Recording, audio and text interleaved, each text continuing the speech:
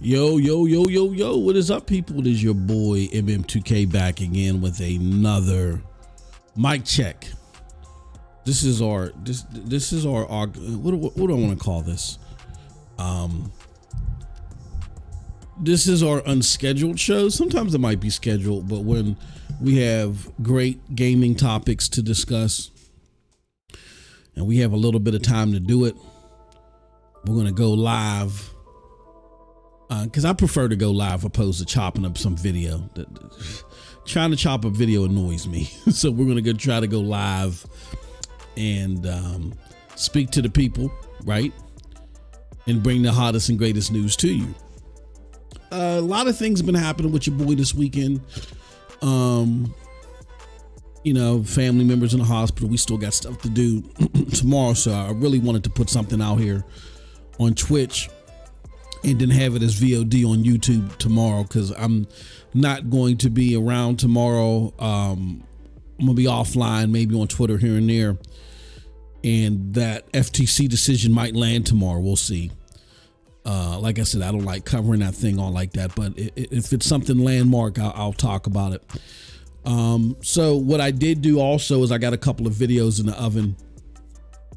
I got a couple of gameplay videos. I think one Division gameplay and one Dead Island gameplay. We had a lot of fun with Dead Island. I was playing that last night. I didn't want to go live because the homie N7, shout out to N7, Spectres, Lo-Fi, Ray, a bunch of other people, Rock, a lot of names that are in the greater clout community as well, in the general gaming community. They participated in N7's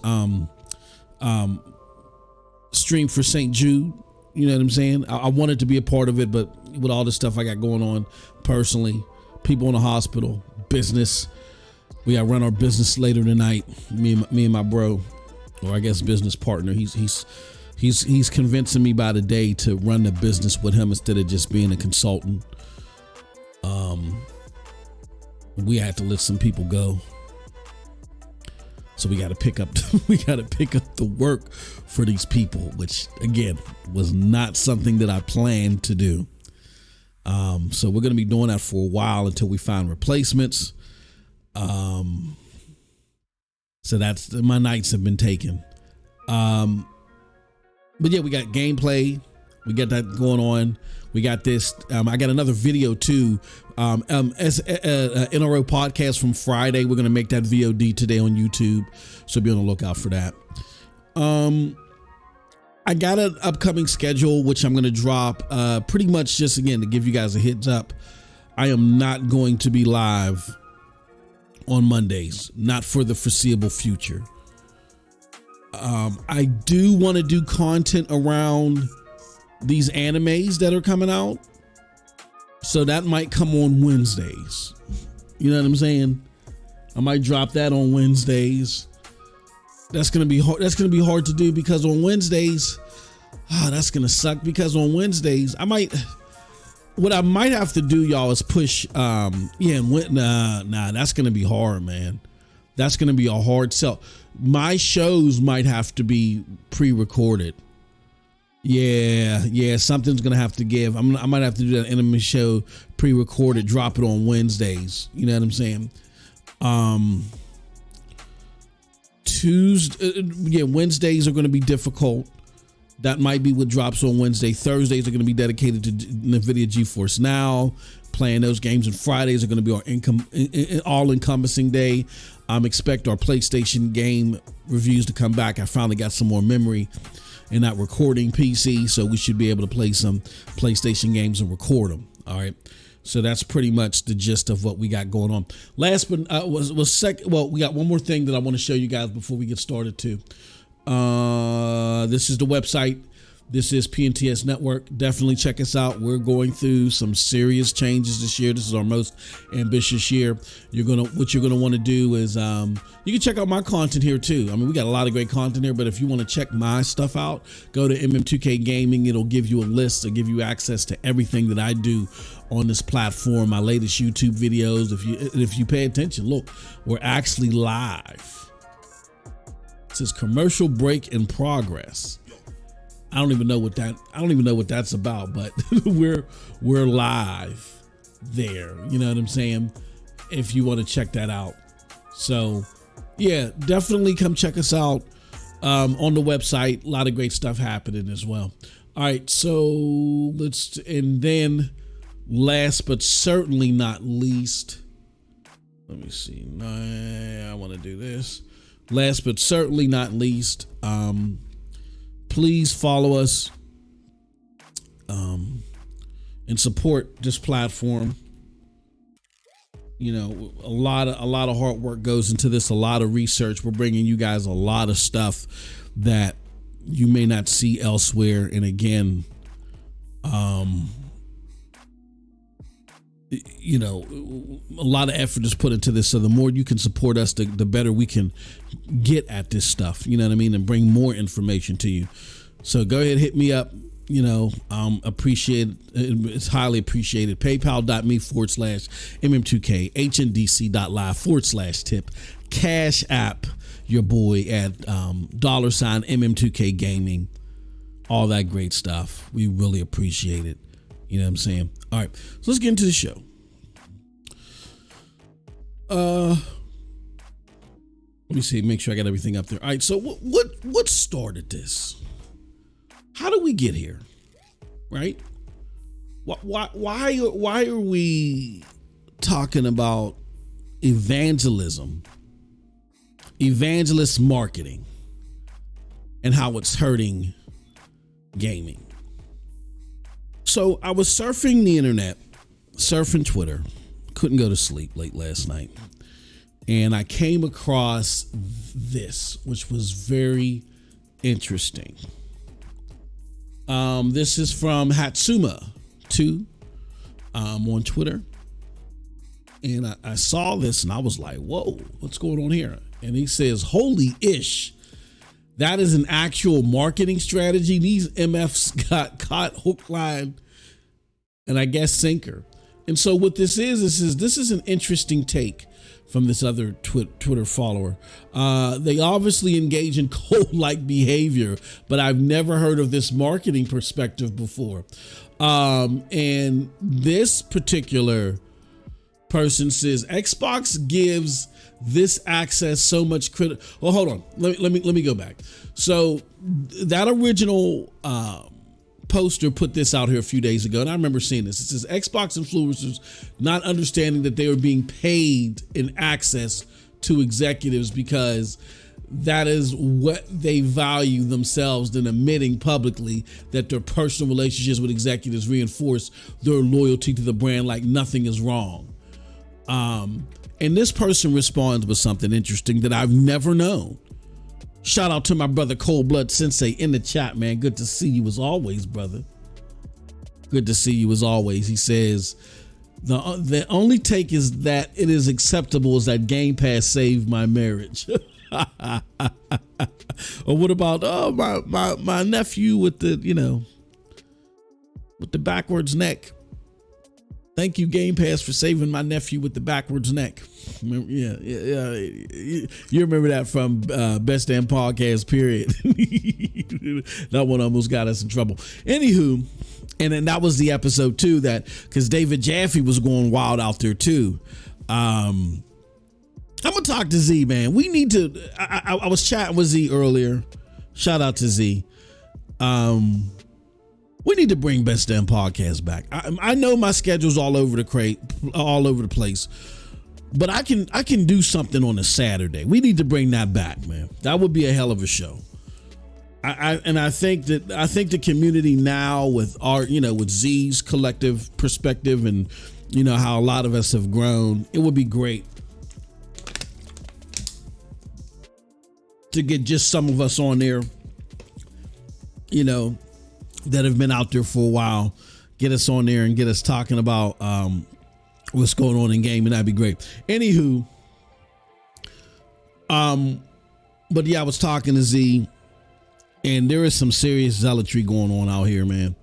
And I remember when we were doing that show, David Jaffe had took some jabs too at the zealotry circle that happens within the Xbox community. We couldn't quite understand it. And what happened is, I think I washed my pop filter too good. Give me a second. Oh, I'm like breathing in fumes. Anywho, so when we were making fun of it, and then David Jaffe was making fun of it, but remember the whole joke about Timmy? And we brought him on the show. That was hilarious. That was a great show.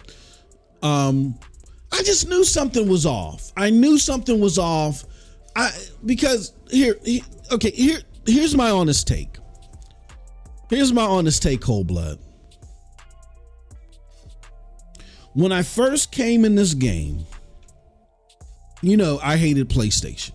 I was a fanboy of Xbox, unapologetically. And I don't, and even though I would never apply that same approach today, particularly not to Xbox, but to anybody,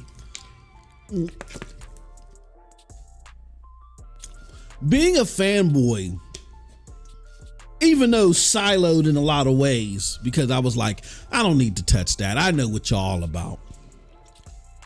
Yeah, that part of it I would remove myself from, but everything else, defending something that's working and highlighting something that's working and something that you think is taking something on a right path and highlighting how other things might be overrated or whatever. I don't have a problem with that conversation existing.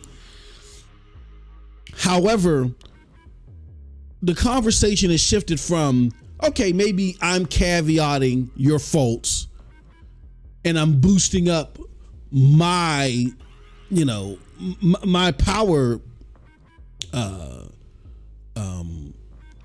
elements. You know what I'm saying? I'm boosting myself up and I'm caveating things to where I'm just focused on your faults, my most favorable elements.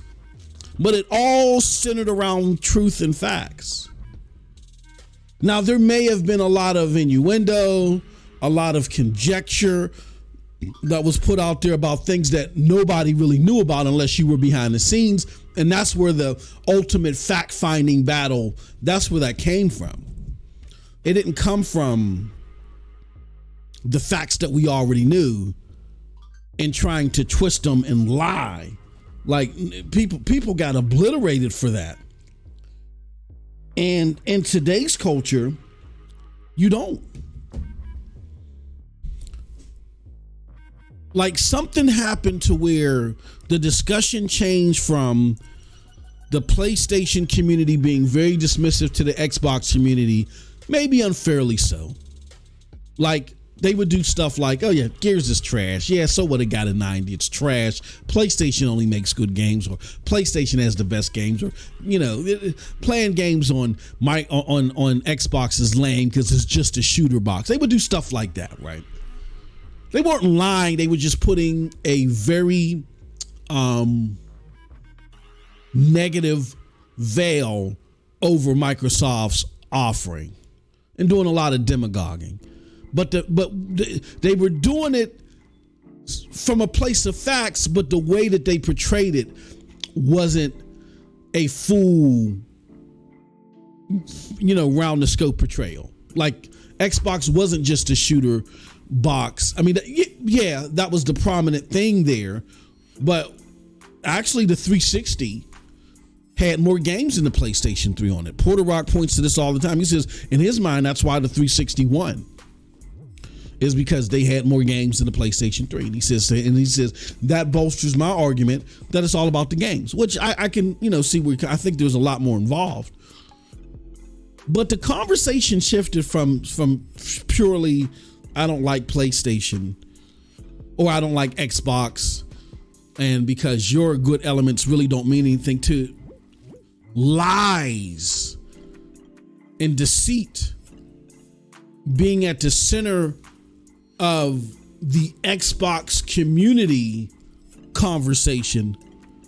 And then when they get exposed, they just move on to the next lie and deceit. It's like, you're trying to play whack-a-mole with all these lies. Once you expose one thing, then they create something else that could sound fathomable, could sound feasible.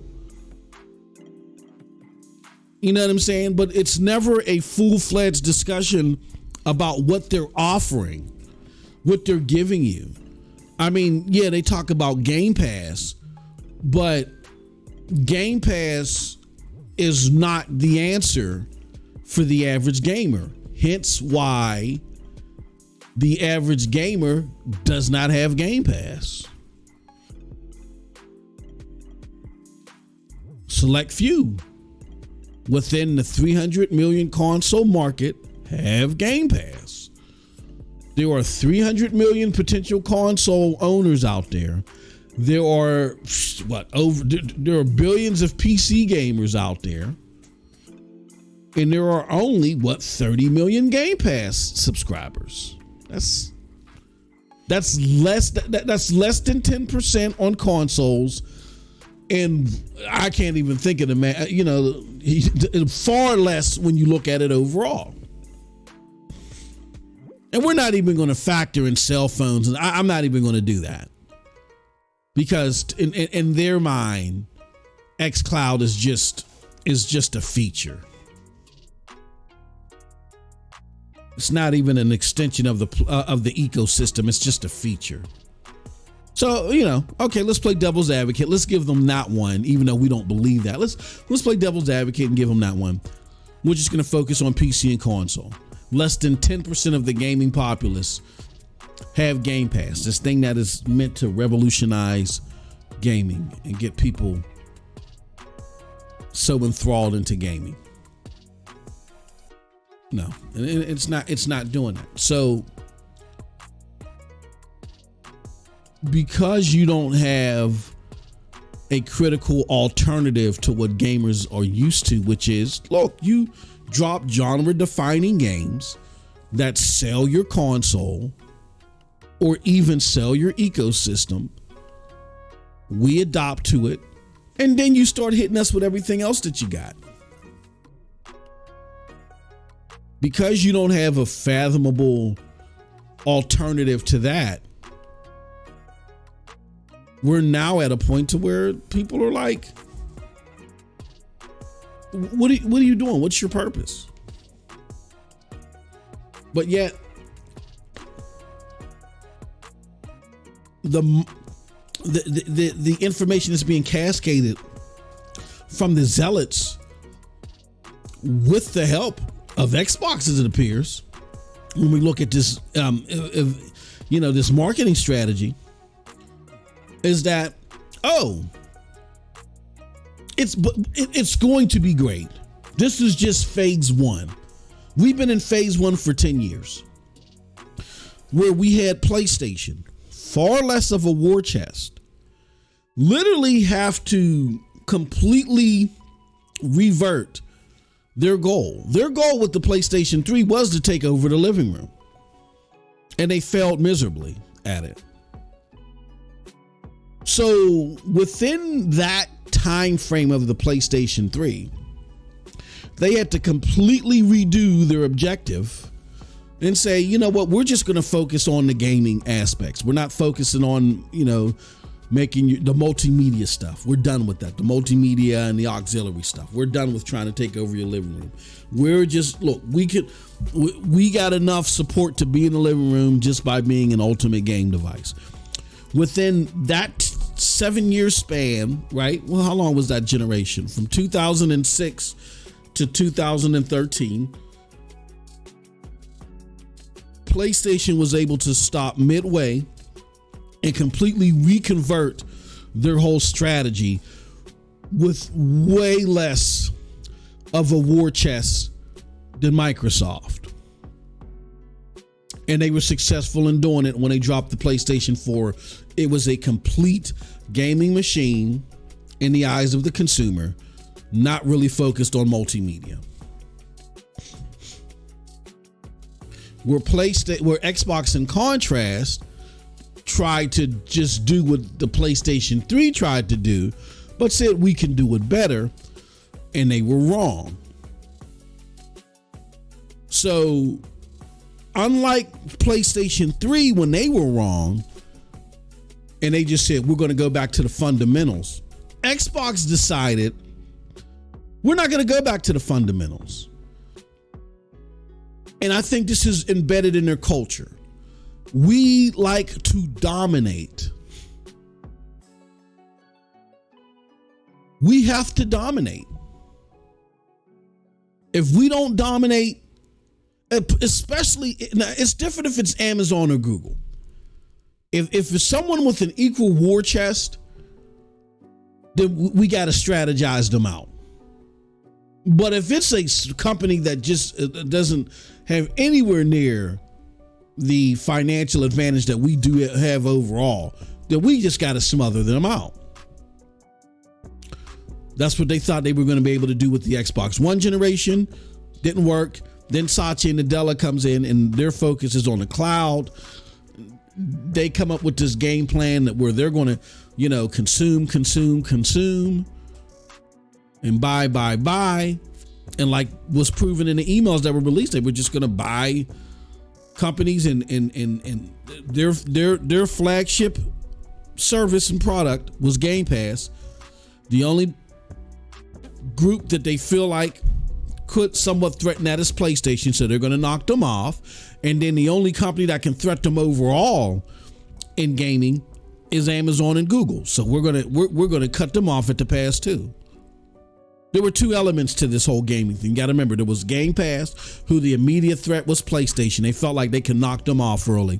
But long-term and systemically, they wanted to cut off Amazon and Google before they can even get started. And they succeeded with Google. They played on Google's antsiness, and they got lucky sevens. You know what I'm saying?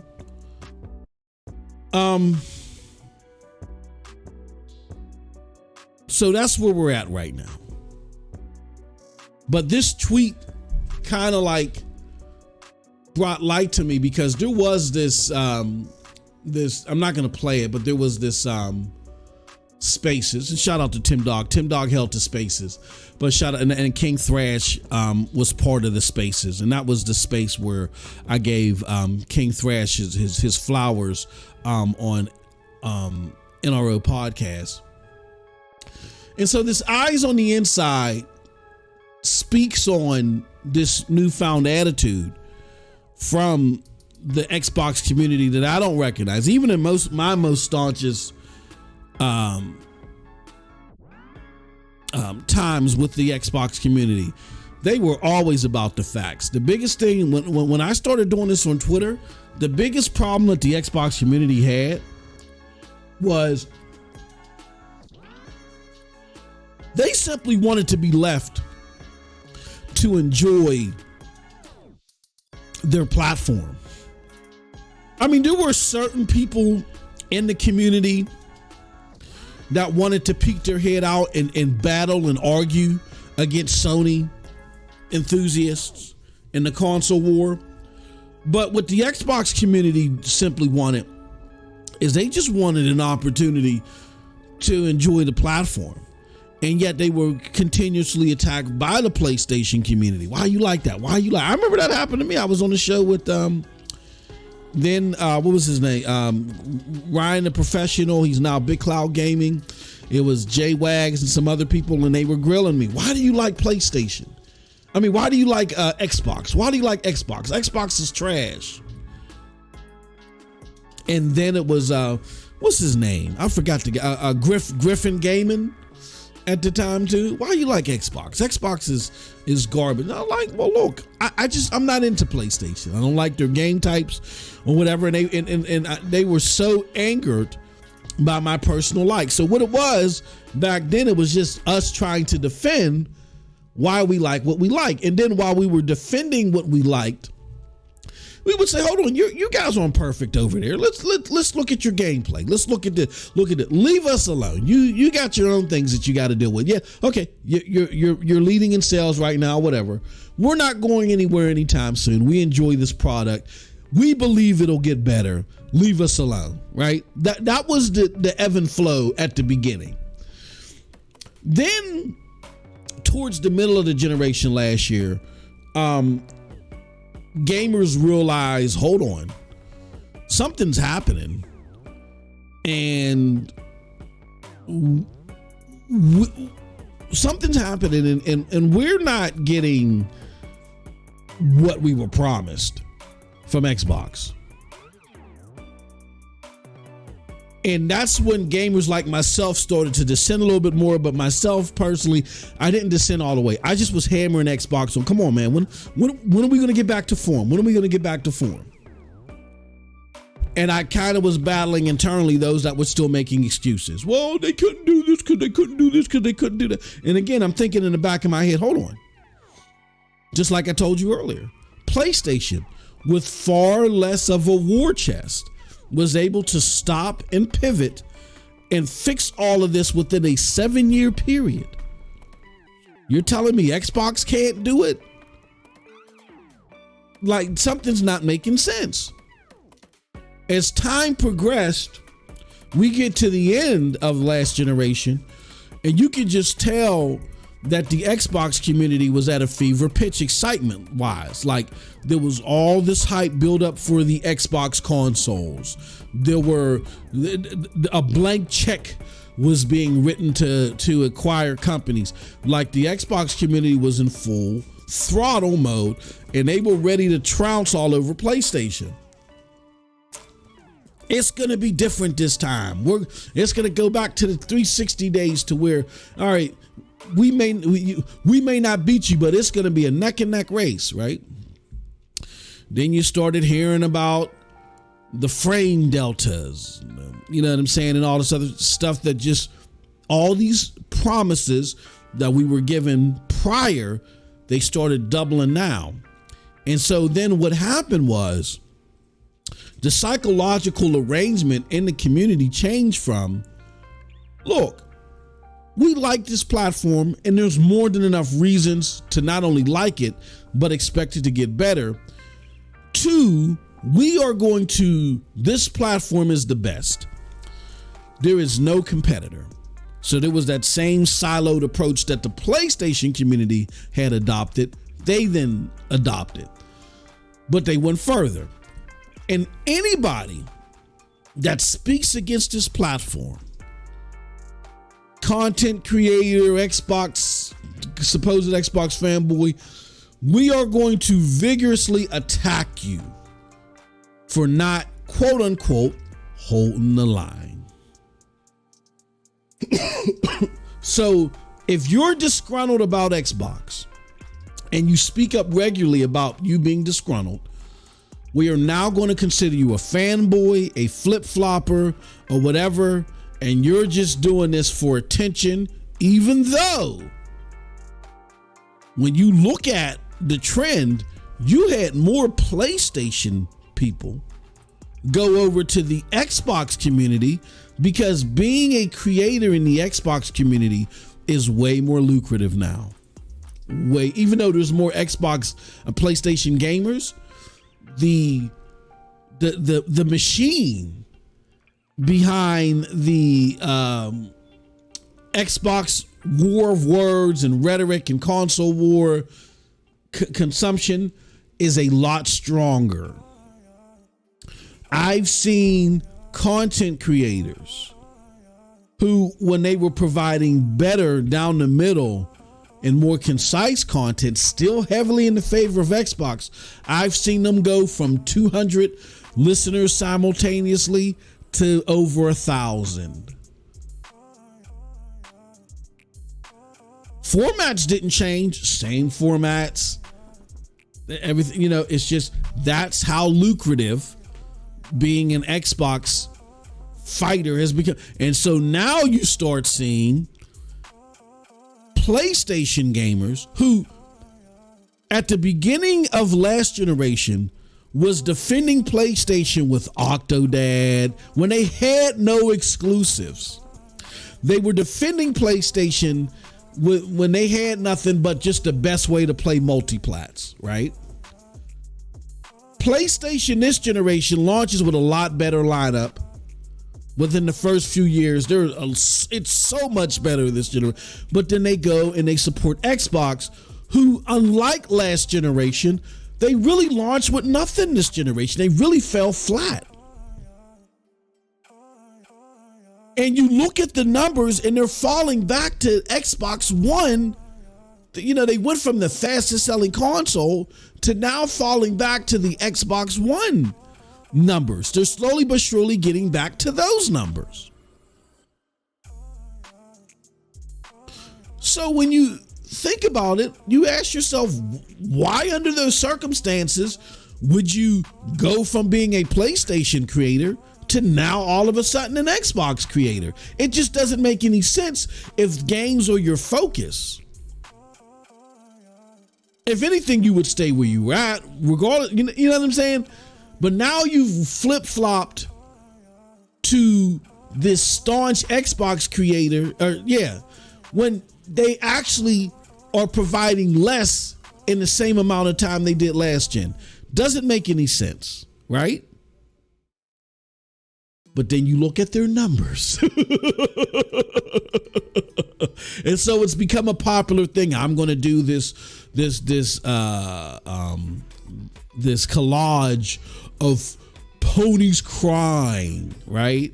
They do that collage of ponies crying. We even have certain content creators who are on footage just recently applauding the PlayStation 4 again during a period where they had far less to offer around this same time, where you could argue that Xbox was offering far more. They had Rise, what's that?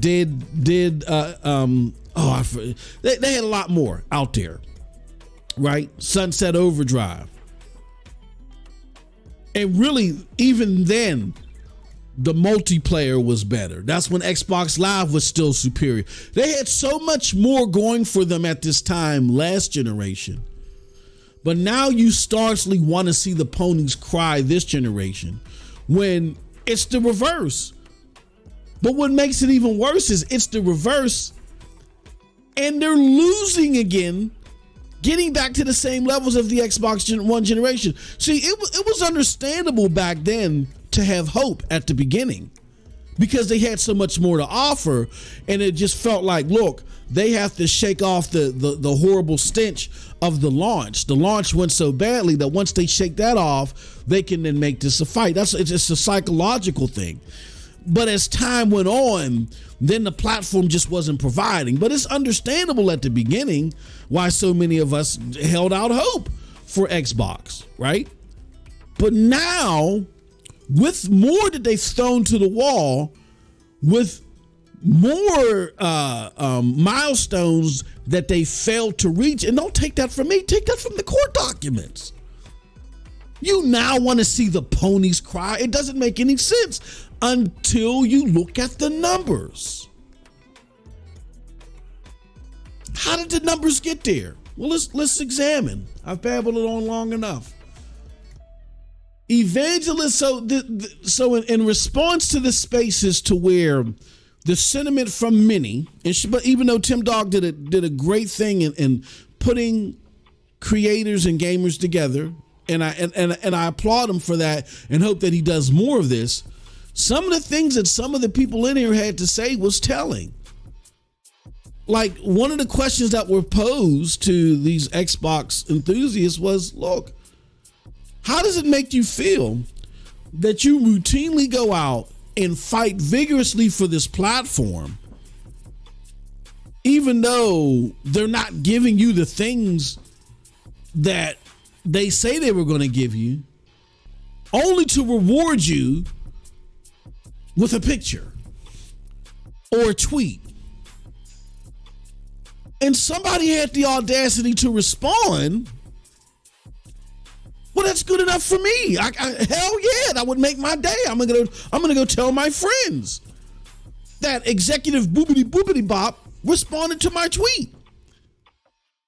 So they say, hold on, you're doing all this free promotion. They don't give you anything, whether they deserve it or not, but they acknowledge you, and that's compensation. Yeah, that's gonna make my day. And that, my friends, is the danger that is being proposed in this evangelism marketing. Because when the prize becomes acknowledgement of brand loyalty opposed to rewarding via the product and service quality, that then turns the discussion away from everything that gamers, true gamers, need to be focused on. And I've been telling y'all forever, this is the problem with the zealots and the fanboys. I want platforms to be better because I want AAA genre-defining gaming, high-end gaming to be better. These people just want to belong. I repeat, most of us that are jumping in this sector and criticizing this one or that one, whether it be Xbox that I criticize a majority of the time, or whether it be PlayStation to where they've upset me so much I've canceled the show that I did for them, or did in behalf of the product, rather, to highlight the product. Regardless of what, instead of the focus being, I'm wanting the platform and the output to be better, I've pledged allegiance to a brand, and I simply want to belong. There's nothing that an exec can do for me in simply acknowledging me. I don't need your acknowledgement. Who are you? You work for me. I'm telling y'all, people, you're dealing with individuals that have a psychological compass in regards to their self-worth that's dangerous. Somebody said to me, MM2K, don't believe you. I said, believe what? I said, we don't believe that you have sources. That's why, I antagonize that individual. I love him to death, but I antagonize that person every day because that's why I changed my name to MM2K No Connections for full transparency. They said, you talk about having connections, but I ain't never seen you at no Gamescom. I ain't never seen you in no, this and that. And I ain't never, let me explain it to y'all. As a professional, Fortune 500 professional for over 2 decades, talking to the most important people in the world, quote unquote, that are doing far beyond things far beyond gaming. Not saying gaming isn't, an important pastime and in a very, emotional grabbing pastime that is dear to me. But there are far more important, vital things to our life that are happening in the world. I'm someone that talks to those people or have talked to them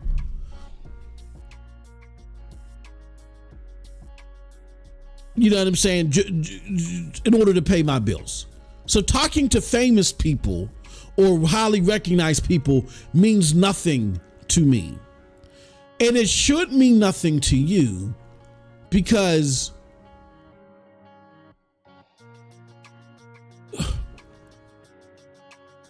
putting so much emphasis on celebrity makes you value less your own self-worth. There are people in celebrities and stuff that I'm a fan of, and I would pay them accolades, but I pay them accolades for what they've done. I focused on actions. I don't just focus on recognition.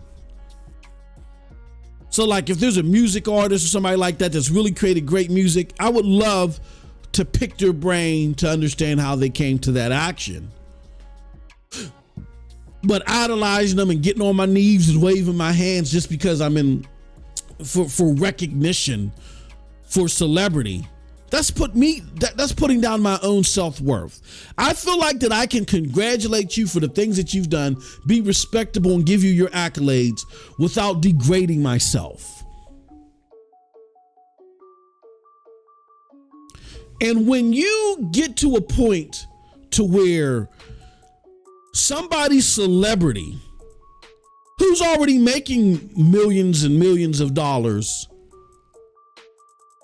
is more important than your fellow gamer getting the correct information about the product and services they're looking into, when you put that celebrity above the fellow gamers, again, that's just a sign that you downgrade your self-worth. You can sit there and say all you want. Oh, well, I do this and I own this business and I whatever and this and that. I don't care. No, my self-worth is great. That's baloney. Baloney. There's plenty of people who may have accomplished things socially, but psychologically, they hate themselves. I hate to get into this space, but we got to understand the psychology of this. I don't care about your celebrity.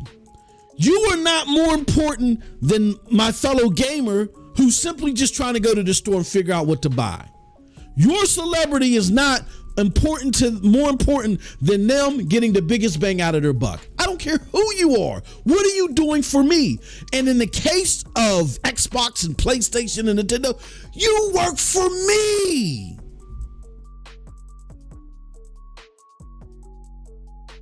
So your celebrity really doesn't mean that much to me. I don't care about your celebrity. I care about your action. Great job. Hey, keep it up. I love the products and services that you've been able to curate, man. Thank you so much. Have a wonderful day. That's what you're getting from me. I don't care about your celebrity. I care about your contribution, but I care about everybody's contribution to the community. You, as the platform curator, the publisher, the developer, and the consumer, all of them are essential. Nobody's more important than the other, because without any of those if any of those cogs are missing, the whole machine falls apart. I don't care about your celebrity. That's the most ridiculous thing that you can sit here and say publicly. Oh yeah, they paid me in a handshake. That's great. I don't care about your handshake. What did you say you were going to do? How well have you accomplished what you said that you would achieve? And what does that mean for gamers? That's it, because you work for me.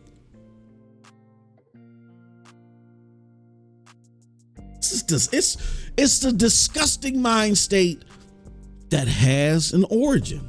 Let's continue to get into the origin.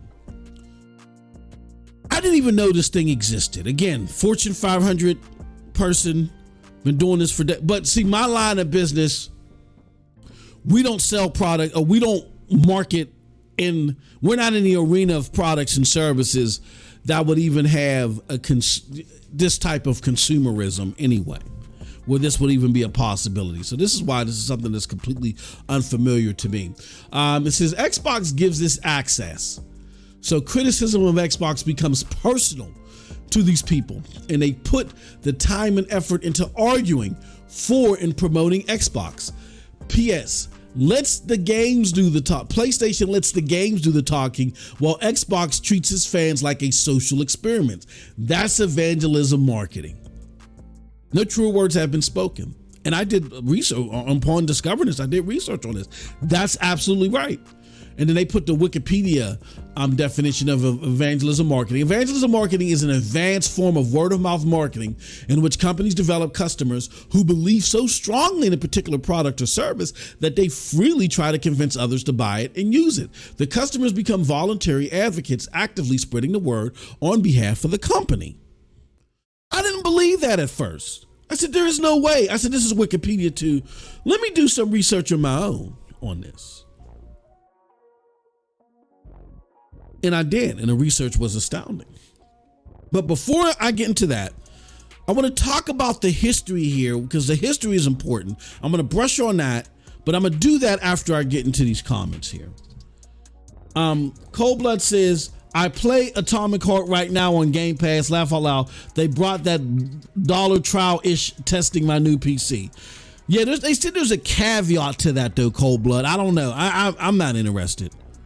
I'm not interested at all. You know what I mean? I'm going to try, the next time I'm going to get Game Pass Ultimate is when Starfield comes out. I'd rather just buy it, but I'm going to test it out and see what we get. I mean, and that's probably not the best way to test it out is via Game Pass, because I'll get the Windows version.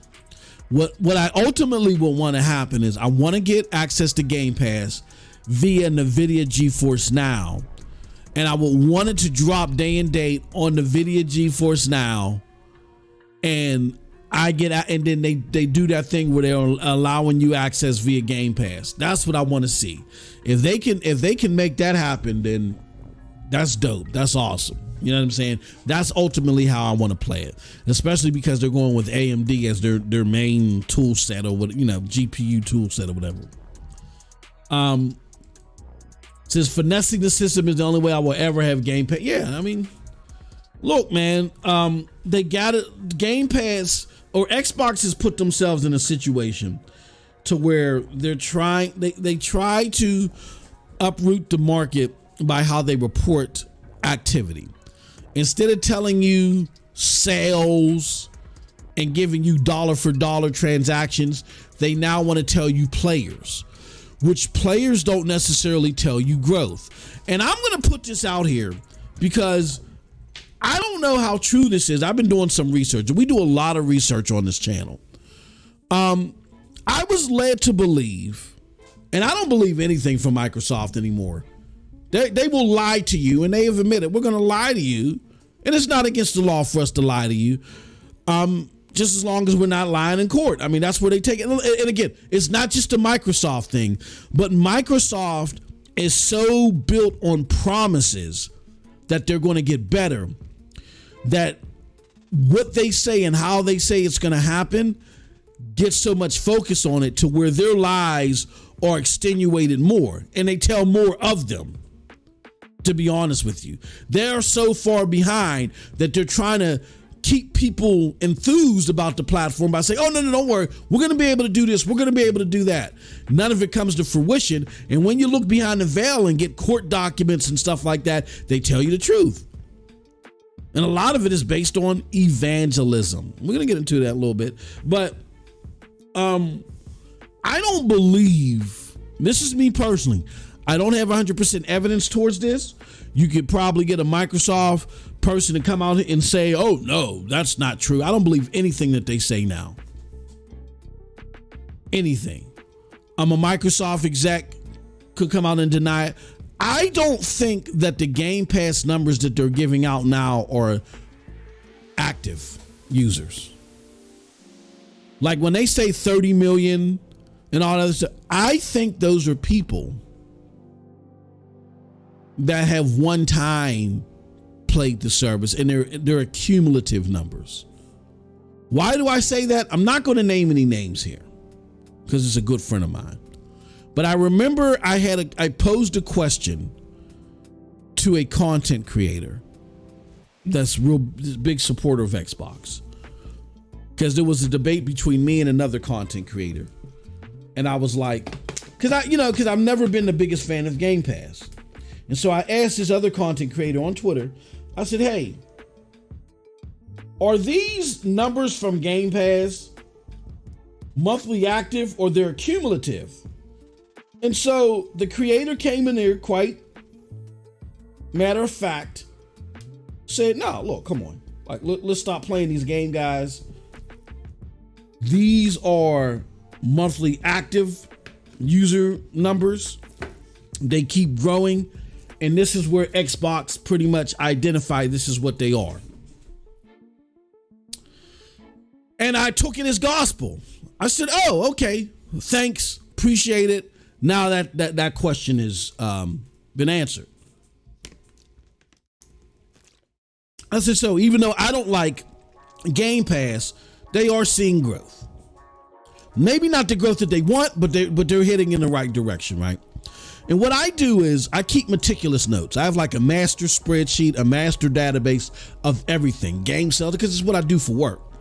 Game sales, comments, articles, all that stuff. I just keep a master data. So I was having an argument with a PlayStation zealot because at the time, well, no. It wasn't at the time. It had nothing to do with it at the time. The PlayStation person was lying about Xbox. In my mind, I thought they were lying about Xbox. And even though I was a complete staunch detractor from the platform, don't lie to people. Tell the truth, right? So they were lying about something. And I said, let me refer back to this tweet to where the one content creator had confirmed that Game Pass has monthly active users. And I went back to the tweet, and the tweets that they sent were deleted.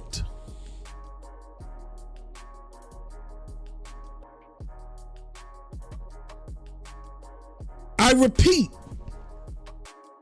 the tweets that they sent were deleted.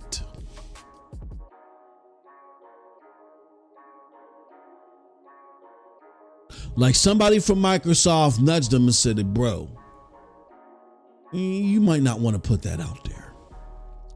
And I don't think that this was exposed in the court documents, because the way the FTC, CMA, and in Europe, in EU are looking at monthly active users is they're not looking at that 30 million, 40 million accumulative number. They don't care about that. They derive their own system at looking at what could be happening monthly. So that they're not even bumping it up against that. So we don't know.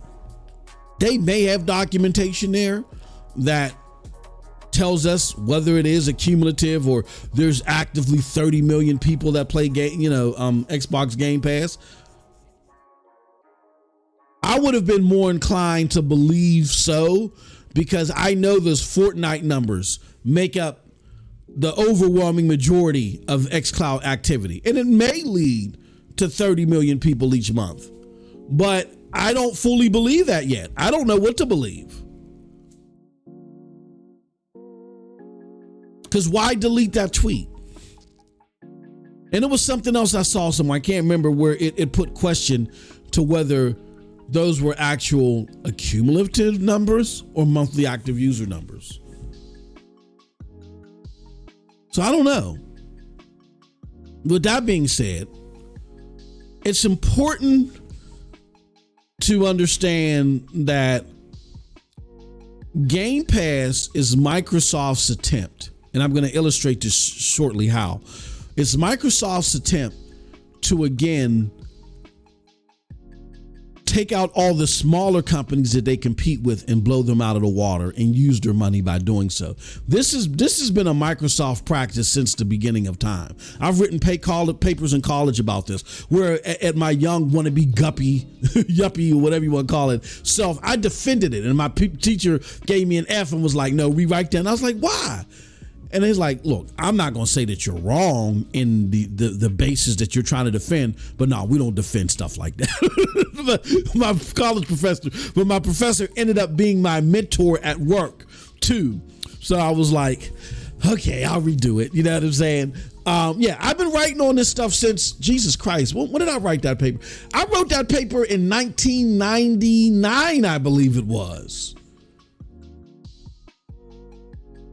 So for the last 24 years, Microsoft has always had the practice of trying to gobble up and destroy the companies that, the smaller companies that compete with them in the space. My brother used to be a VP for a company called Stargate, a big internet company, dial-up internet company though, but this was decades ago. Out of Pittsburgh. The CEO or the founder, it's reported that he took his life in a hotel room or whatever, but you can look up the history of the store. They were the best dial-up service out there. My brother used to hook me up for free. Well, what ended up happening is, if my memory serves me right, is Microsoft bought Netscape. And then they used the Netscape wing to buy up Stargate,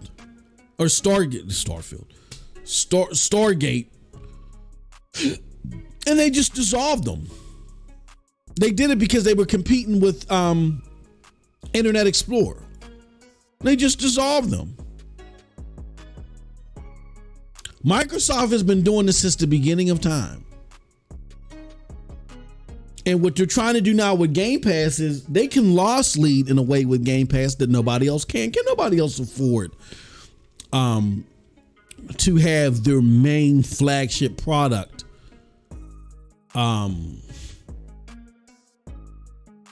be a service where they're putting their multi-million-dollar first-party titles in their day and date? Don't get me wrong. Ubisoft Plus kind of does the same thing, but Ubisoft Plus is not the main way that gamers identify with Ubisoft products. And Ubisoft Plus from the get was $20. Once Ubisoft Plus gets more popular, that price is going to go up. You know what I'm saying? I think before it's all said and done, expect Ubisoft Plus to be like $30. If it gets popular, but it's only like 8% of that subscription model. It only makes up 8%, where I think Game Pass in that type of subscription service like that, I think Game Pass makes up 54%. About 54, like they're the overwhelming, even though when you look at the grand scheme of things, it's like less than 10% or 1% of the entire gaming market where it's being interacted with. Again, you got over 1.3 billion PCs and potential consoles that Game Pass could be on, and there's only 30 million subscribers. So that type of subscription service model isn't changing the dynamic, and Ubisoft Plus is only 8% of that the last time I think numbers were put out.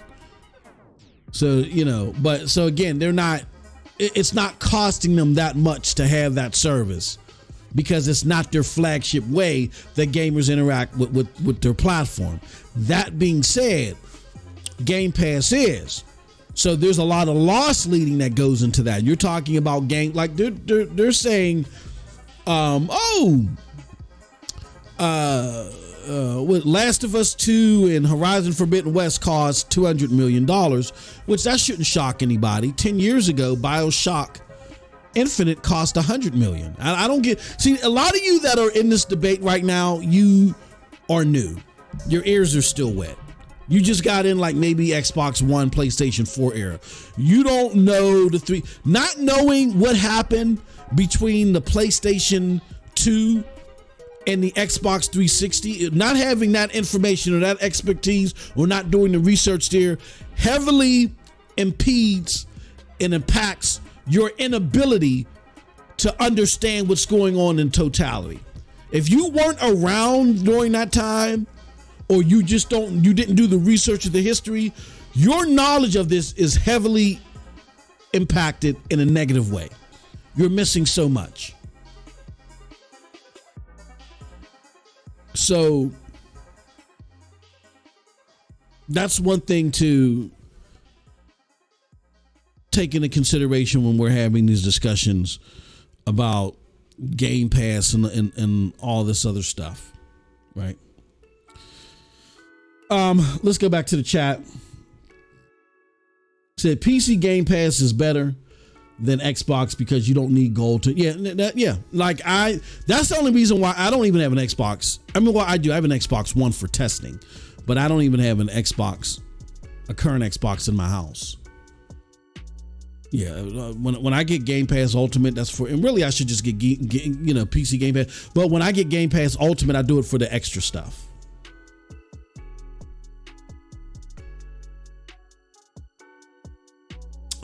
Because you get the ultimate editions. Didn't Aaron say his shepherd paid for his breakfast? Laugh out loud. It probably did. Again, Microsoft, when it comes to this evangelism marketing, they're not putting any money forward. Like we didn't understand. I didn't understand. Now we will, because we're going to deep dive into this. He says, I bought Starfield with CSGO cases. Ain't no way I paid for Game Pass on that one. I need it on Steam. Yeah, I can get it. Yeah, I can dig it. But you got a way more powerful PC than I do. I'm still dealing with a 9th generation i7. I'm still dealing with a 9th generation i7. I got a 3070. It's not even a 3070 Ti. I'm SOL. You know what I mean? So I can see why you're doing that. They're cumulative. Ain't no way there. Yeah, but that was the argument. Every time I remember we were arguing about that. It was me and Mooch. Shout out to Mooch. We were having this debate on Twitter, I believe it was. And I don't think it was a debate. I don't think we were arguing. We were just like talking it out. And then somebody else came into our conversation and said, no. Because I referenced them. I said, this person would know, if my memory serves me correct. And they was like, look, man, y'all having this, it's not a cumulative. It's every month. And we was like, okay. And they showed us where that pretty much was the jargon that was used to make it sound that way. But again, not taking into consideration how much of Wordsmith's Xbox is. Like, one of the things that kind of that got the cloud community upset with me is when a couple weeks ago I had pointed out that the Microsoft lawyer had said that, with the deal, the deal is going to bring you access to a she was interviewing the guy, the co-creator of Stadia, Dov Zimmerich, my homie. I love Dov. Shout out to you, Dov, and best wishes to you in your future endeavors. Great guy. But she was asking him about, does he know about what games or what platforms have what games, right? And so Dov was like, no, not really. And so then she proceeded to say something to the effects of, well, with Xbox Game Pass, you can do this or do that. Or do you know that Xbox is going to bring access to Activision Blizzard games via the cloud to millions and millions of people, whatever. Like the way that she phrased it was in a way that was misleading to the audience. If you were listening to the court cases like how I have, the judge said routinely, understand your audience that you're speaking to. That's what she cautioned to the FTC. Understand your audience. And I feel like that the Microsoft lawyers understands the audience that they're speaking to, because they understand the naivete that they're dealing with. What do I mean by that? They understand that, hey, we're dealing with people that may not that may not realize that you can use Boosteroid to access your Activision games via the cloud. Like, you don't need this deal to go through in order to do that. Now, if it happens through Microsoft, it's a lot more secure. There's a lot less likelihood that they would abandon it. There would be more technical support. It would be better support. But it doesn't mean that at the high end level that you can't access your Activision games. Now, in the world of the cloud gaming world, that's taboo talk. Because even at our own cloud dosage, we have our descriptions of what we consider a service or whatever. But I'm not getting that deep into the weeds or into the buttons and wires, as I like to say. I'm talking solely about access. That's what the Microsoft lawyer was trying to derive out of her comments. Access, because that's all the average listener, the decider, that they don't know about the install method at Boosteroid and versus the services, and she don't know all about that. She didn't even know how Game Pass worked. She asked the question, well, why can't PC gamers play this? Which I feel like FTC missed an opportunity and say, ma'am, do you understand that in order to have a GPU to play Call of Duty the way that you want to, that's going to be as much as the PCs.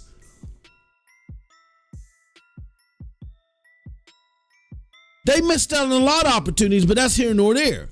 But again, that just tells you the ignorance that was in that room and the tone that Microsoft was trying to set.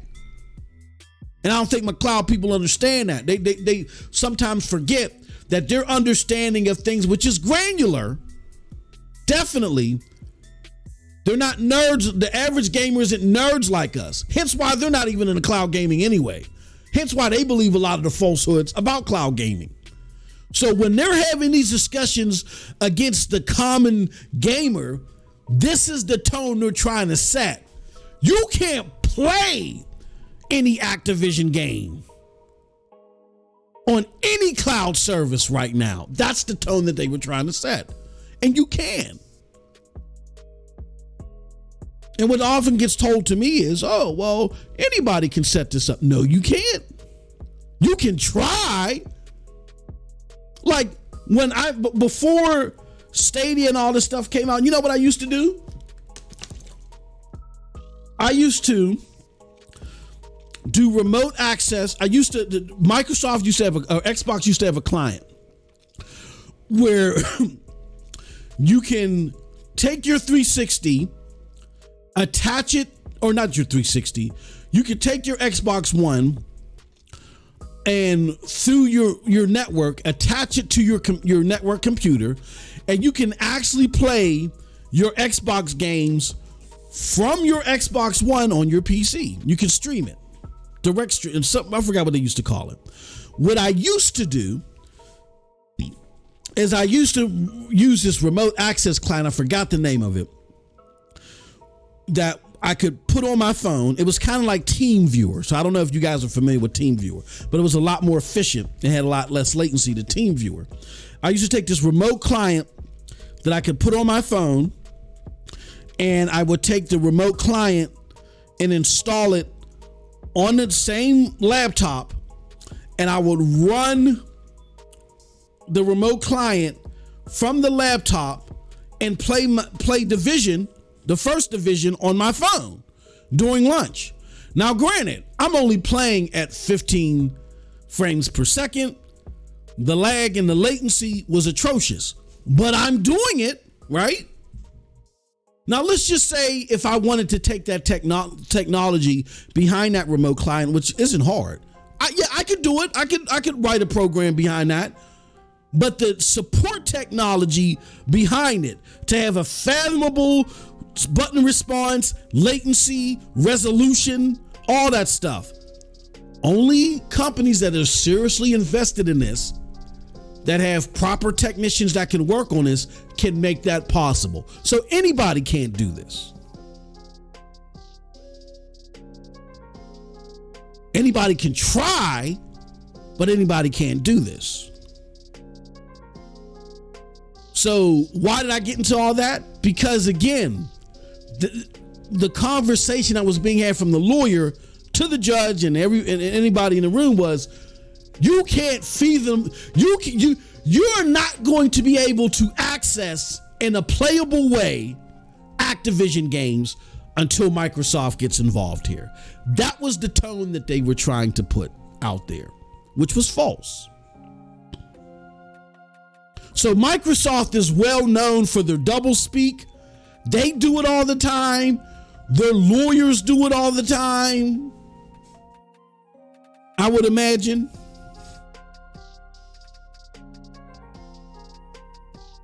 So you got to be cognizant of that when you're dealing with Microsoft. That being said, let's move on. I don't know why something's happened to where I'm not shutting the program down. Settings. Oh, because I'm not connected to the internet. Why ain't I connected to the internet?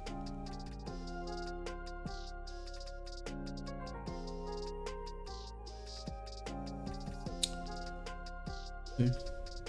Hold on, give me a second. Something weird is going on with my router.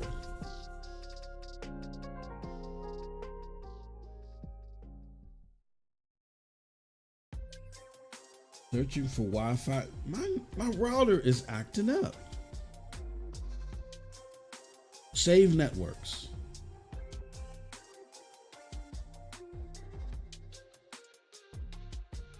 No, connect to it.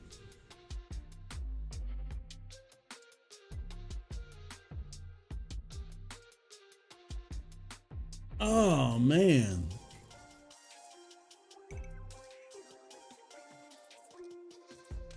This is so weird.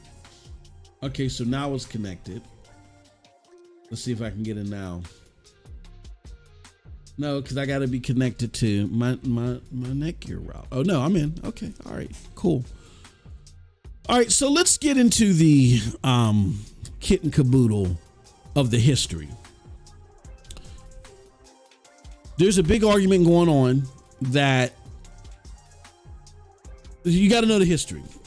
The big argument that there is no organic growth within Sony, that Sony's just been strong arming the market to get where they're at, and Microsoft just can't get a leg up. Again, that's an argument made from anybody that wasn't around effectively prior to the Xbox One generation. If you haven't done the research or you haven't been around, you would believe that falsehood.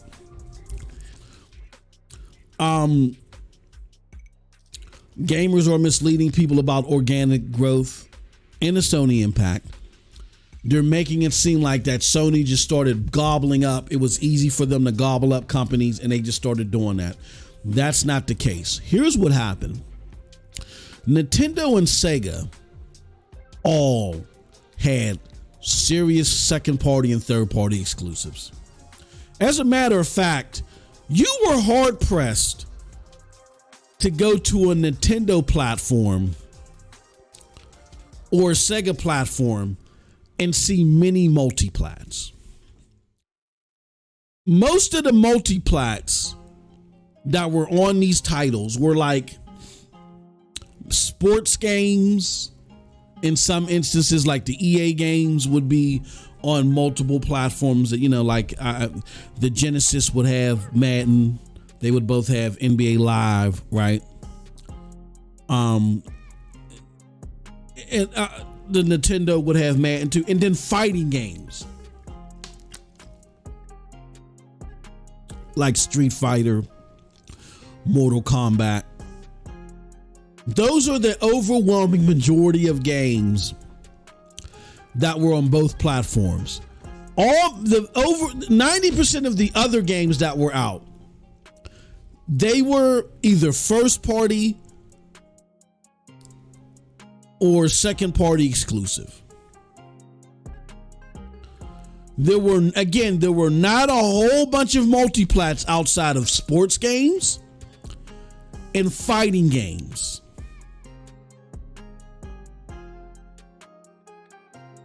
The overwhelming majority of games on the platforms were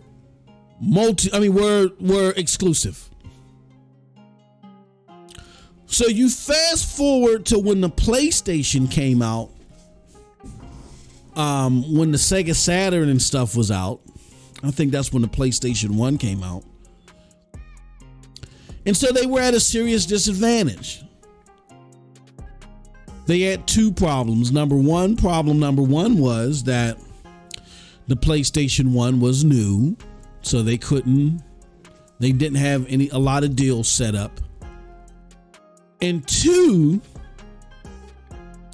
their technology was more advanced, which made it more difficult for developers, and they didn't want to take the risk. Even though they would be able to do more with the platform, they didn't want to take the risk. Now, along the time period, the PlayStation was able to make it easier for these developers to try this new technology.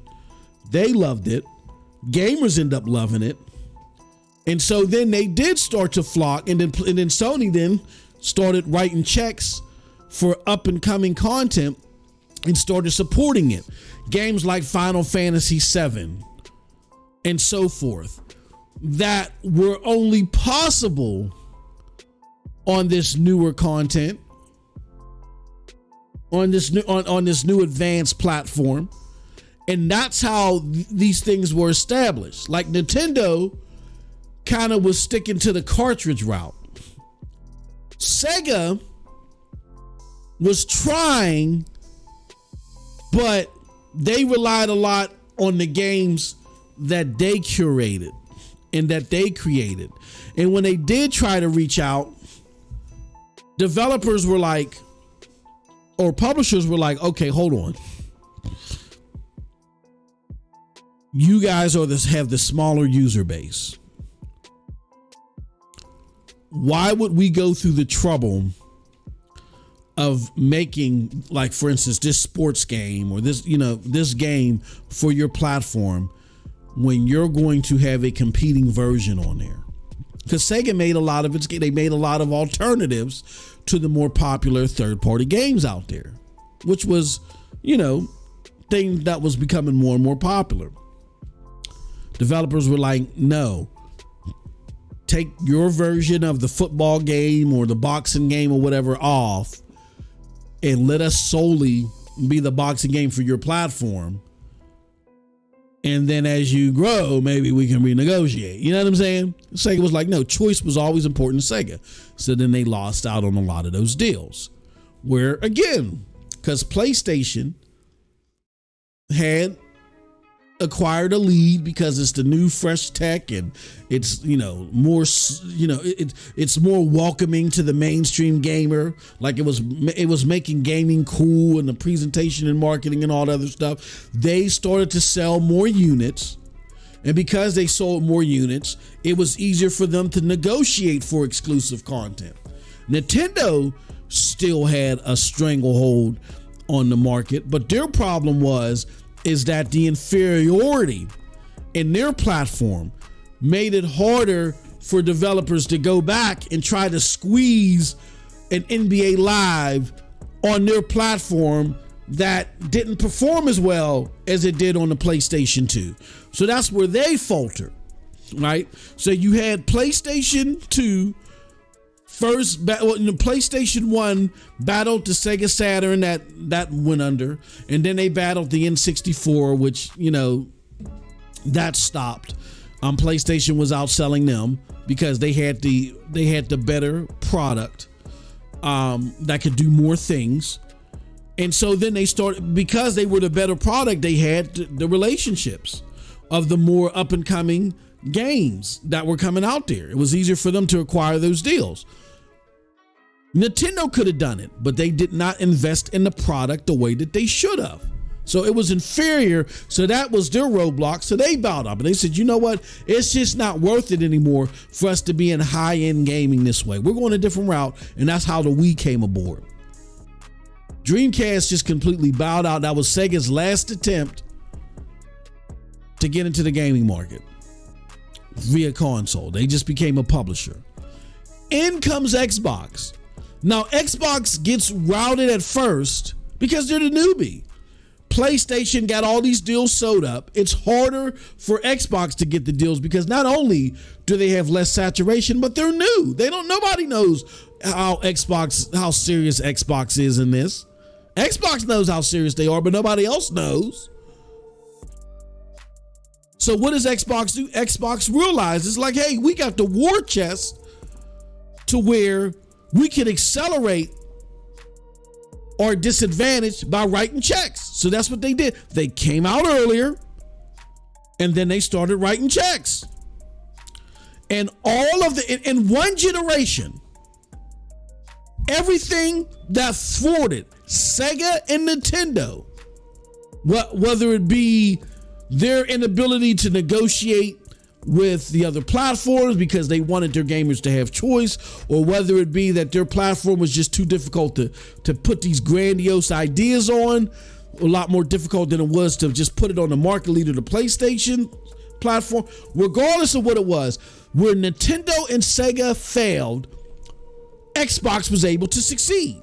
And this is where you lack the knowledge. For those of you that keep saying, well, PlayStation has always had a stranglehold on it. No, they didn't. Xbox single-handedly eradicated all of the advantage that the PlayStation had. And they were able to sell as many consoles as they were and sell more software, which was more important. And all those third-party deals or second-party deals that were PlayStation went away. People started unanimously coming to Xbox and PlayStation. That took away PlayStation's advantage. PlayStation then said, again, this is we're halfway through the generation pivot. PlayStation then said, oh, well, if this is the game that you're going to play, then we're not going to be able to rely on third-party exclusives or second-party exclusives. We're going to have to go. Well, the difference between second-party exclusive is a deal that you sign with an outside creator that's only for a game that's only going to be on your platform anyway. A third-party exclusive is something that may have originally been designed to be multi-platform, but you just buy exclusive rights. So third-party exclusives. They said third-party exclusives are not going to be our ticket as far as how we're gonna win this game. What we have to do is make a machine where third-party exclusives play the best for us, like they did for the 360 last gen. And then, if we can then get our dominance back, we will then start doing what we did before and what Nintendo did before us and Sega did before us. We're going to start signing more third-party exclusive deals. Instead of trying to combat that while that was close, before it became a problem for them. Because a lot of publishers and developers had developed a kinship with Xbox. They were the box that helped spring forward Western development. They were the platform, you know what I'm saying, that was ushering gaming into the future. So even though there was this sleight of the hand somewhat when the PlayStation 4 started, and even though at the end of the last generation they started focusing more on the Kinect, and it did leave somewhat of a sour taste in publishers' mouths, they still had a kinship. It was still easy for them to approach developers and publishers to get games made. They completely abandoned it.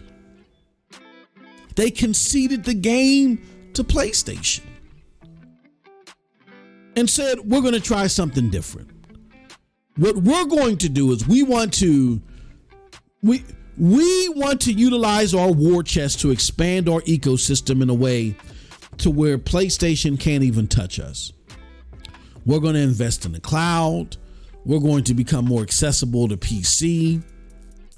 We're just going to do a multitude of things where console isn't even going to matter, and therefore PlayStation will not even be able to touch us, because even if they do beat us on consoles, we're going to have a billion gamers on PC, so many in the cloud, to where PlayStation, they bet on these auxiliary platforms that were separate from the console and thought they would be able to dominate there, and they're losing that proposal. Now, don't get me wrong, they have a dominance in the cloud, but they're not helping grow the cloud outside of Fortnite. Still a 1% market. They're not taking advantage of that access because the product on the cloud isn't that great. It isn't good enough. So anybody that tries to tell you that PlayStation never gave Xbox a chance and they could, no. Xbox decided, you know what? We're tired of the seesaw. We get that this is part of the game, but we're tired of it. We want to thoroughly dominate. And we're going to use our money to the advantage. We're going to start buying up stuff. So yes, it's going to cause us to, this is the risk that we have to take. It's going to cause us to lose this generation. But we're just going to save that money to buy stuff up. Hence why we're at where we're at now. And they're trying to cry, boo, PlayStation, boo, PlayStation. And it's not working the way that they hope so far. So that's how we got to where we're at now. That's the history. Let me show you this. So what is evangelism marketing? And I say, wow, didn't even realize that evangelist marketing was a realized business term. In my opinion, sheds more light on the quote, they will evangelize comment from Phil Spencer email via the FTC versus Microsoft ABK trial. What is evangelist marketing? Well, I take a look at it further here.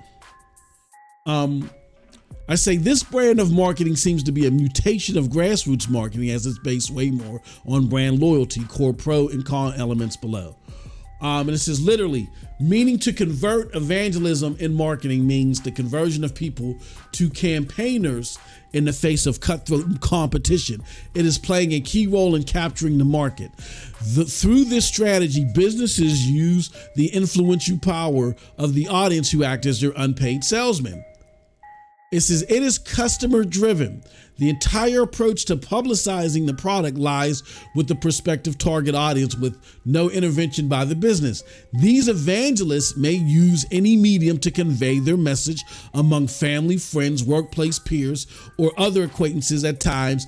This propagation of personal opinions may be subconscious as well.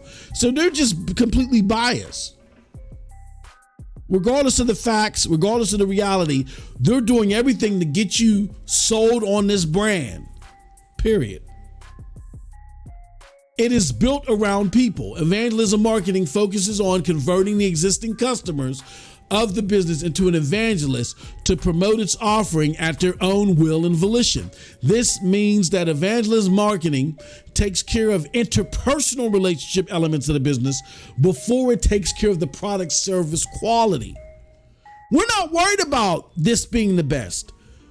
We got to support you in any way that we can and you convincing people psychologically that this is the best.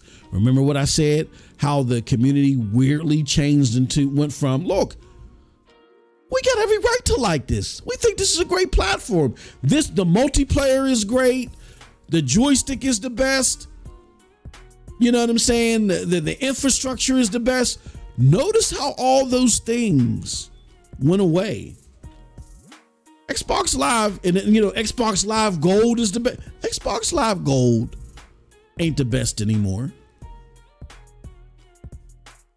When it comes to the games being offered in the infrastructure, Xbox Live is starting to go down all the time.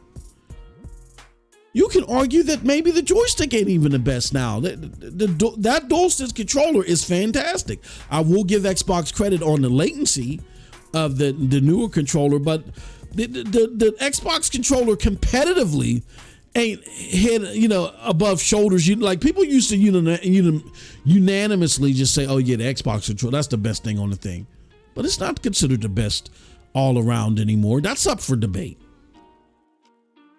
And so many other things that used to be why?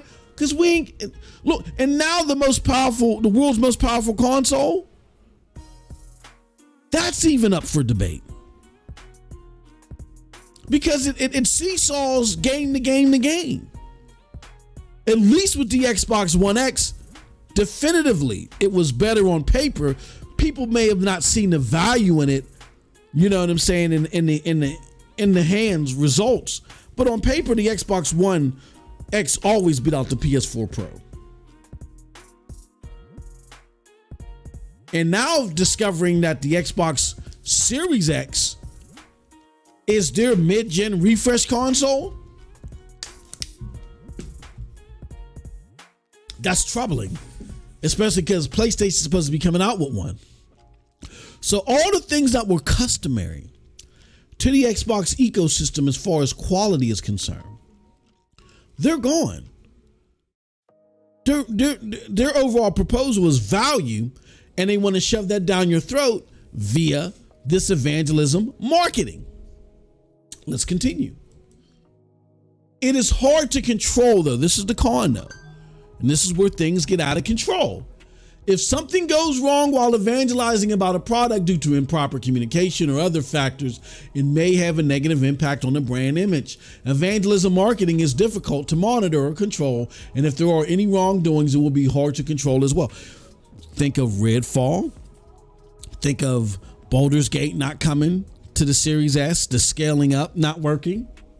Think of all that. Hold on one second.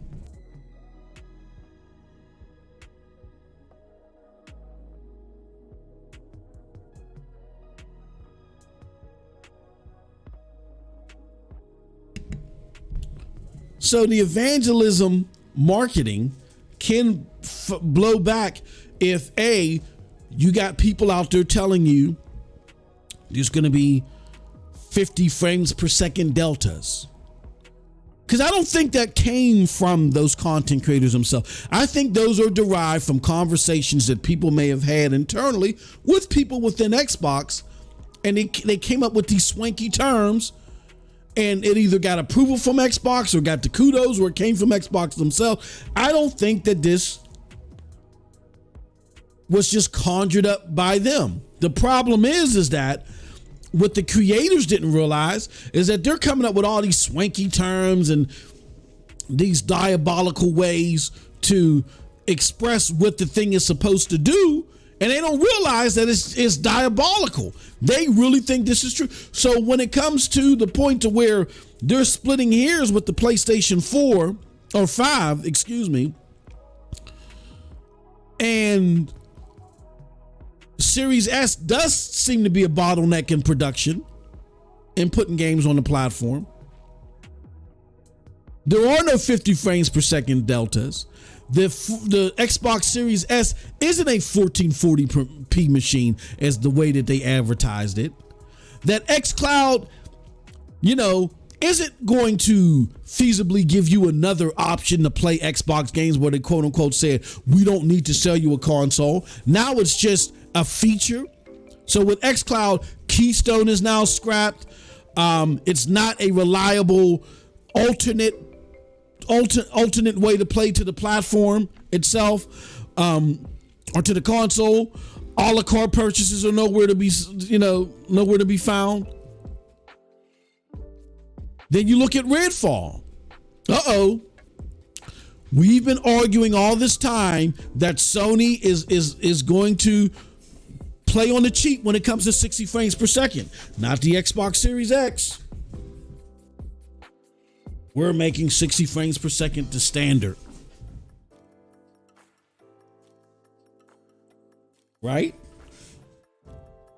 60 frames per second are going to be the standard.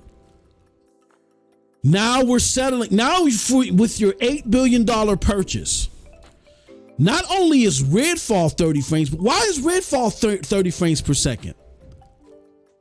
But now the biggest game that you have for the franchise, that you have for the brand, Starfield, is also going to be 30 frames. You paid $8 billion for this company. Why? Why is this happening? When you had the whole community sold on 60 frames per second. Now everybody's in a frenzy. Now they're losing their ish. Tweets were being pulled out where 60 frames per second or die. And now they're making an excuse for it. Well, Starfield's different. It's out of control. It gets out of control. It can get out of control when, again, the focus of evangelism marketing isn't necessarily, the product service quality. It's just convincing people that this is what you got to get into this. You're missing out so much, to where the community will start making promises and will start having these monikers about things that are out of the control of the company, because they're like, oh, you really don't want to say that. Oh, please don't. Well, they can't stop it. It's already out in the ethos, and they just got to deal with it when they cross that bridge.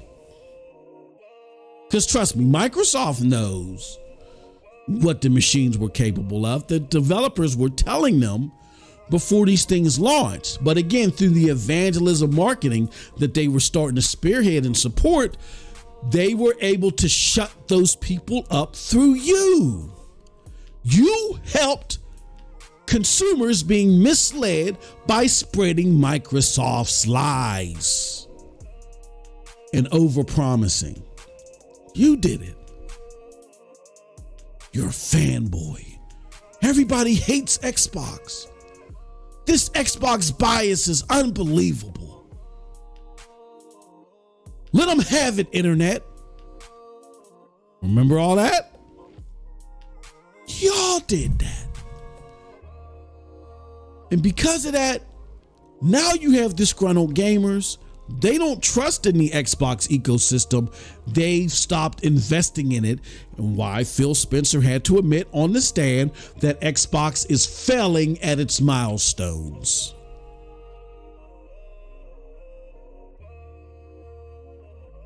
They're trying to blame Sony. How do you blame Sony for Game Pass failing its milestones when y'all sit there and say that PlayStation Now is superiorly inferior? And I will admit, they're inferior in the cloud. They're capped at 30 frames per second. How is that PlayStation's fault? That's your flagship product and service. How is PlayStation stopping you from having your flagship product and service when they have an inferior product? How are they stopping that from reaching its milestones? Make that make sense. You can't. Well, apparently you can, because you're doing it through that evangelism marketing in a roundabout way.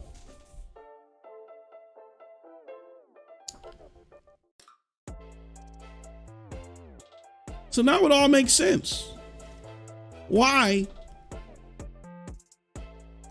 when I look at this community, they're unrecognizable. I don't know who they are. They are defending and why I lose respect for a lot of them. They, went out and rigorously defended 60 frames per second and said that it's a must. I remember when it was first advertised that Assassin's Creed Valhalla was not going to launch with a 60 frames per second mode, and the community went ape nuts. You want to know who mainly went ape nuts? It was the Xbox community. And I remember, and I can't find the quote, but I remember Phil Spencer saying something to the effects that Ubisoft will make the right decision, meaning they'll come up with it. They now see how important this is, and they're going to come up with a 60 frames per second mode. And guess what? They end up doing it. It was the PlayStation community was there too, but it was the Xbox community, because they were upset that this is a 60 frames per second machine. Why can't you do 60? If you can't do 60 on PlayStation, I understand that, but why ain't you doing 60 frames per second for us?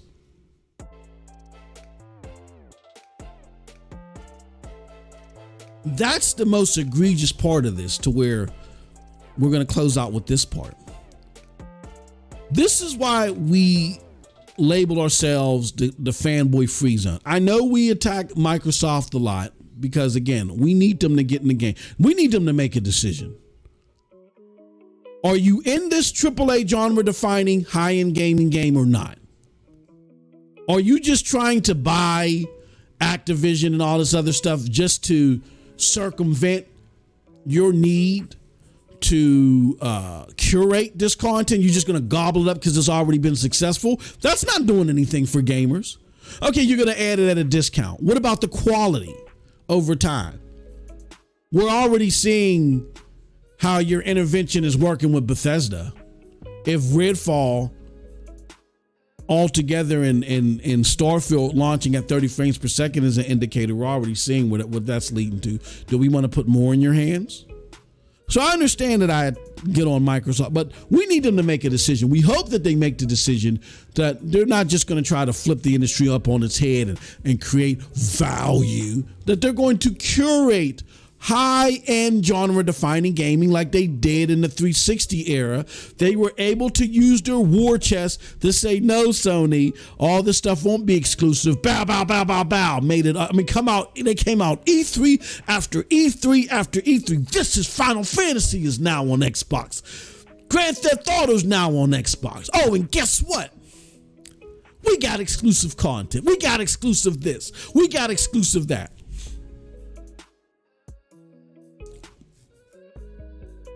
You didn't want to do that. You rather just lost lead and smother them out altogether. That's the decisions have consequences. My mentor used to tell me all the time. These are the consequences to your decisions. Why? Because you couldn't deliver on them. And now you're trying to use this evangelism marketing to get you out of this ordeal. I continue on saying, in part 3 of this thread is, again, seems more aggressive and honestly dubious form of grassroots marketing, i.e. Google, so in contrast, a lot of people may be looking at hearing this and they're saying, oh, well, that's the same thing you did for Stadia. Google believed in grassroots marketing, and this is something that we talked about all the time. I used to do streams with other creators. There was actually Google employees that I would play Division 2 with. Shout out to the homegirl Raindrop. She would play Division 2 with us, and we would be live on air playing games and talking about the marketing that Google was getting into, which is grassroots marketing. So I'm going to break down what grassroots marketing is, which is far less, it's not really dubious at all in comparison to this. And I said Google focuses a lot on grassroots marketing like they did with Stadia to raise awareness and build up interest around its up and coming products. Evangelism marketing focuses more on aggressively converting people to consumers via loyal fan base. See, what we did with, again, in the grassroots marketing is we just wanted to expose you to it. You make up your own mind if you like. We just wanted to increase your awareness and exposure to it, to something that's now niche and hoping to get it out of nichehood. This is pure focus on your brand loyalty and rapidly, in a lot of ways, turning people over and making them consumers of said product or service. Grassroots marketing is the process of drumming up interest in a product, brand, or idea with the use of a targeted and highly niche audience. That's exactly what we were doing with Stadia. However, in comparison to evangelism marketing, many people consider evangelism marketing as an advanced form of word of mouth marketing. It is true to an extent, however, there are a few differences between the two. In word of mouth marketing, a person is considered to be brand agnostic. I wasn't a Google fan. I just liked Stadia. I thought it was a durable product with a lot of promise, and I thought people should try it out. I was vigorous against the lies about the product because I wanted to clear the brush of all the misinformation so you would at least give it a try. I wasn't doing this for Google. As a matter of fact, I vigorously defended the product when I wasn't Google's greatest, you know what I'm saying? Like there was a point in time they weren't talking to me, where at the beginning they were. They stopped talking to me. And I continue to do what I did for the consumer, not because of the brand. It says to be a brand agnostic. He will recommend a product when prompted or asked by a friend or a colleague. It may very well be the case that if this person likes a rival brand in some other category, yes. So really in the same category, I actually thought Amazon Luna, and it's still possible that Amazon Luna could win the cloud gaming space when everything is said and done, because of their integration of Twitch. That's if Twitch doesn't fall off the hemisphere because of kick or whatever. But but that's what I was thinking, is that Amazon Luna would win the cloud gaming space because of how big Twitch was. But I thought Stadia would be close behind them, close second, which just with a superior product that just wasn't doing as well. So I thought that, so even in the same space, I thought Amazon would do better. And I recommended it. I said, Amazon is a cool product. It has a lot of potential. I just prefer Stadia, right? So that's grassroots marketing. You're not a brand loyalist. In evangelism marketing, however, a person is consumed by the idea of the brand and considers himself a part of the brand, however minuscule. Wow, that's deep. So it's incumbent on you to see this company has to succeed. I am synonymous with this brand. If this company doesn't succeed, then I fail. So it's important that everybody focuses on this brand and that this brand does well, because if not, oh my God, I'm done. Like, it's personal. Now, granted, when Stadia backed out, that did throw us in the loop and it caused a lot of problems, not just because of our personal preferences, but because of the content we created. And then I caught COVID around that time. So we had to regroup. Shout out to my partner, Jack DeSlip. He really spearheaded a lot of this, and he is the catalyst for this move and for our survival. And we had to sit back and we said, okay, well, now we're going to report on the grander cloud gaming landscape. And to be honest, we're bigger and better as a platform because of it. Now, people may look at the YouTube and say, oh, you guys, aren't doing what we're doing on the web, destroys whatever we were doing on YouTube, for one. And we are rebooting YouTube. This is like what you see on YouTube is not what you're going to get from cloud hosted. We wanted to rebrand via the website first, and then we're going to reconfigure the YouTube, and that's just going to make it even more special. So we're actually in a better place as far as our own personal accomplishments since Stadia closed down. So, it threw us for a loop. We were disappointed and all that other stuff, but we didn't say, oh, well, this is the end. It's over, because we didn't have that brand loyalty. All right. Lastly, I say, as stated in the above material, most concerning personally is the lack of focus on enhanced quality of product versus enhancing loyal fan base ability to evangelize product in the current state. Quote unquote, they will evangelize, from Phil Spencer. Enlightening, all this is enlightening yet airy at the same time. Now we get it. What am I talking about again? It says evangelism marketing takes care of interpersonal relationship elements of the business before it takes care of the product and services quality. And what's the purest example of that? Xbox admits Microsoft could spin Sony out of business, but in this particular part, they talk about, the adopters, the first adopters of Project xCloud are likely to be hardcore Halo players, Spencer hypothesized. And if they didn't care, then it was unlikely anyone else would. If we can get them to love it, they will evangelize, he wrote, comparing the service to Fortnite. So regardless of what it offers, if we can get this wing to love it, they're going to fight for it vigorously. We're not going to get them to love it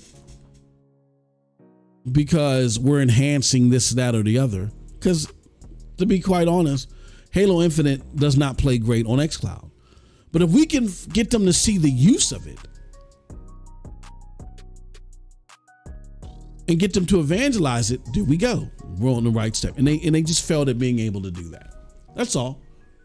They failed because they relied so much on the evangelism part of their offerings to gamers that they failed at reaching their milestones. That's why I always hit the perpetual state of wait. So with that said, what do we want to do? We want to stay away from, how does this affect gamers? Because this is bad for gaming. Again, you have colleagues out there that want to see a brand do better, and they value shaking hands or getting a tweet response from said celebrity, opposed to your dollar being best well spent. Gaming didn't used to be like this at all. We knew who the top developers were, but we're all nerds. You develop, we buy, you satisfy us with your product, we satisfy you with our dollars. That's it. Now there is nerdom around everything. We get to know who Yoshida is, and we get to know who this developer is and that developer Kojima is, and that, but it never got to the point to where the business execs of a platform, we put helping them out no matter what over our fellow gamers. We looked out for each other the most before we looked out for a company.